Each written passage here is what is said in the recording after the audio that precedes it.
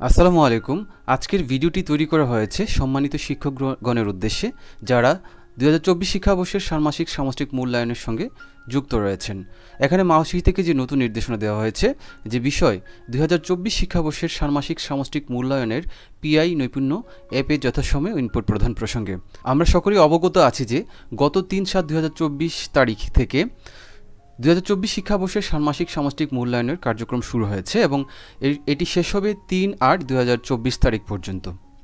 তো এখানে যে নির্দেশনাটি দেওয়া রয়েছে, যেমন প্রতিটি মূল্যায়ন কার্যক্রম শেষ করার পরবর্তী ৭ দিনের মধ্যে সম্পন্ন করতে হবে মূল্যায়ন কার্যক্রম, অর্থাৎ নৈপুণ্য অ্যাপে মূল্যায়ন কার্যক্রমের রিপোর্ট পেশ করতে হবে। তো এখানে যে বিষয়টি বলেছে যে উপযুক্ত বিষয়ে আপনার সদয় অবগতি ও কার্যার্থে জানানো যাচ্ছে যে বিগত ৩/৭/২০২৪ তারিখ থেকে সারা দেশের মাধ্যমিক পর্যায়ের সকল শিক্ষা প্রতিষ্ঠানে ষষ্ঠ থেকে নবম শ্রেণীতে ২০২৪ শিক্ষাবর্ষের ষান্মাসিক সামষ্টিক মূল্যায়ন কার্যক্রম শুরু হয়েছে, যা আগামী ৩/৮/২০২৪ পর্যন্ত চলবে।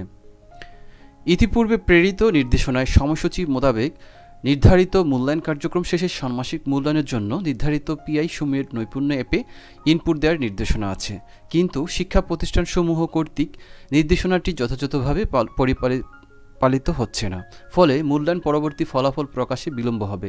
এমতাবস্থায় ইতিমধ্যে সম্পাদিত মূল্যায়ন কার্যক্রমের পিআই নৈপুণ্য অ্যাপে ইনপুট প্রদান কার্যক্রম আগামী ১৭/৭/২০২৪ তারিখের মধ্যে এবং চলমান ষান্মাসিক সামষ্টিক মূল্যায়নের কার্যক্রম পরবর্তী মূল্যায়নের পিআই নৈপুণ্য অ্যাপে ইনপুট প্রদানের কাজটি প্রতিটি মূল্যায়ন কার্যক্রম শেষ করার পরবর্তী ৭ দিনের মধ্যে সম্পন্ন করার জন্য আপনার আওতাধীন শিক্ষা প্রতিষ্ঠান প্রধান বরাবর নির্দেশনা প্রদানের জন্য বিনীত অনুরোধ করা হলো।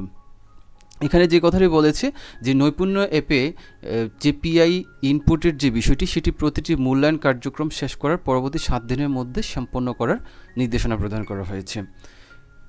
এই ছিল আমাদের আজকের ভিডিওটি ভালো লাগলে সবাই লাইক কমেন্ট করবেন, শেয়ার করবেন বেশি বেশি।